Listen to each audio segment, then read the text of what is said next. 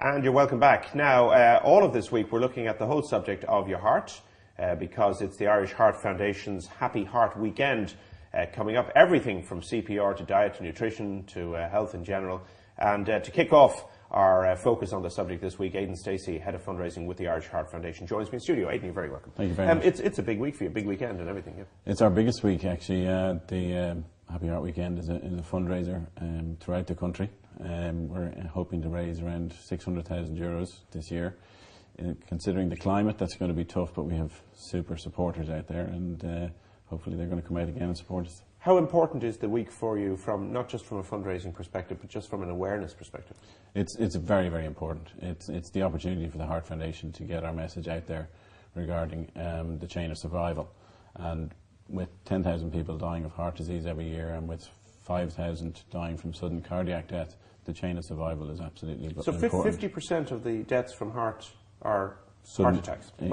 Absolutely. That's a hell of a lot of people. It's scary, to be honest. And when you look at that, I mean, I know you're not involved in the medical side, and I'm sure somebody else will deal with this across our week. When you look at that, how many of those are preventable? Well, the issue is that we can try and save individuals on the day, and that's really what the Heart Foundation is about. If somebody has a heart attack, if there's a person, a family member, a friend, a colleague who's in a position to perform CPR immediately and understand the process that's involved in that, then they have an opportunity to survive. Okay, tell us about the fundraising. What are you doing?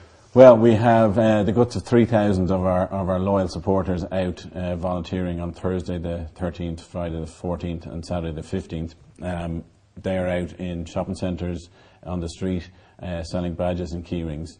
We're asking the public to give us €2 for the badges or €3 for the key rings.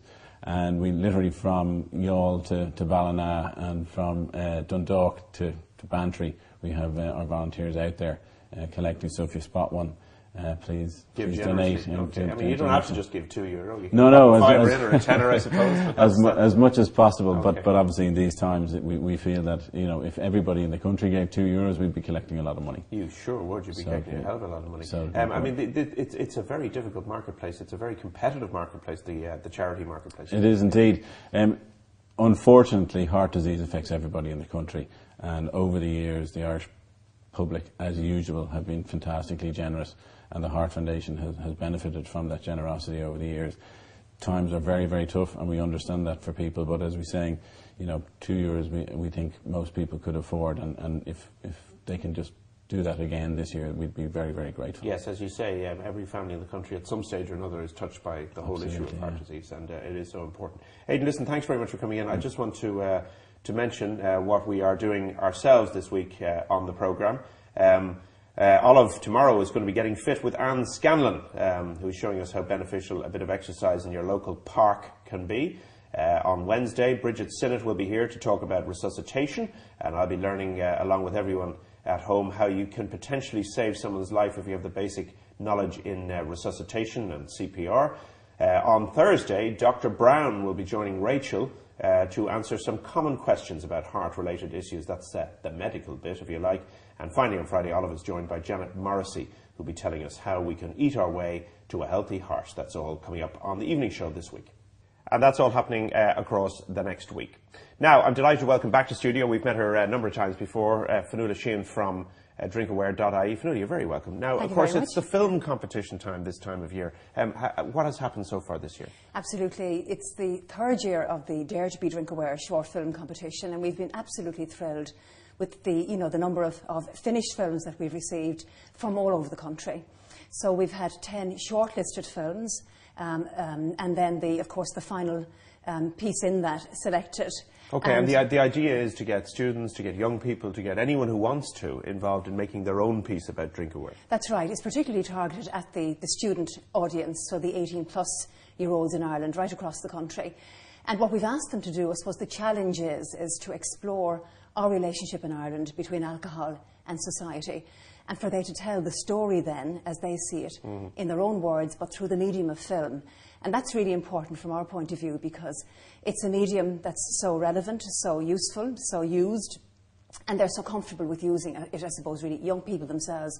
And of course, it's their story, so it's not us telling them about young people and young people's drinking. It's their story being told in their medium, in their own words, and then, of course, it can then be shown to so many others, it can be shared with so many others. Okay, so what you're really doing is you're getting people who are somewhat cynical, and they are, let's face it, right, yeah. engaging with something they enjoy doing, and also the broadcast, because people know it's not some sort of ready-up by a government agency. People actually look at them in a far different way. That's my sense of it, anyway. And you're absolutely right, and of course there's a particular issue with drinking. The research is telling us that, amongst 18 to 29-year-olds, so they are a key audience from our perspective.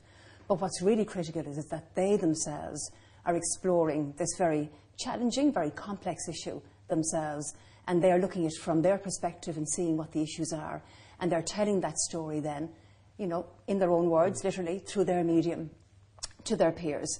And that's what's really, really important. It's interesting, isn't it, that you look at how road deaths have come down dramatically because people are just hammering the message in a very different way. It's so important, isn't it, to just keep after the same message, and eventually people work it out for themselves. I think there's a very key lesson that we can learn from the road safety campaign. Indeed, we've been involved with the Road Safety Authority ourselves and on the communication side of that. But it is that coupling of, the beefing up of the road traffic corps, the enforcement of our road traffic laws, and then at the same time, in tandem with that, getting messages out that help people, I suppose, that remind them on the one hand of what the dangers are, from drink driving, for example, and then giving them, I suppose, information, giving them strategies that they can employ to manage their socialising, if it means that they're going to be out having a couple of drinks as well. So, don't drink and drive, make arrangements about a designated driver, know that it takes time, and that time is the only thing for alcohol to be eliminated from your body. Okay. And the movies are all available online. We're showing them here as well. We started that last Thursday, and they're available here. But they're also online at what address? They're on the daretobedrinkaware.ie website. So all of the 10 shortlisted films are there. And we've had, just supposed to mention as well, we had this year the online voting category hugely subscribed to. It went from about 4,000 last year to 16,000 plus. Wow. So, the numbers are growing, the interest in this is growing. The word is getting round. The word is getting round, and I'd really, invite and encourage viewers to have a look at the films, because I think they'll see some interesting messages coming through in them. That was the one thing that really stood out this year, the range of messages that were explored, I suppose the topics that were explored and the themes that were explored by the young people themselves were really, really interesting and varied. Okay, well, Fionnuala, it's a great initiative. Thanks very much again for coming in to tell us about it. Fionnuala Sheehan there from daretobedrinkaware.ie. Don't forget, we're showing them here as well. We started that last Thursday. They're on all of the time. Plus, go to the website, daretobedrinkaware.ie, and you can see all of those short-listed movies. Now, join us tomorrow night. We have another interesting programme. We'll be talking to Linda Keating from the Marie Keating Foundation about all of their work. Plus, it's Happy Heart Weekend coming up, and we're featuring something every day this week, and more tomorrow on that subject. Join us on the evening show. We'll see you then.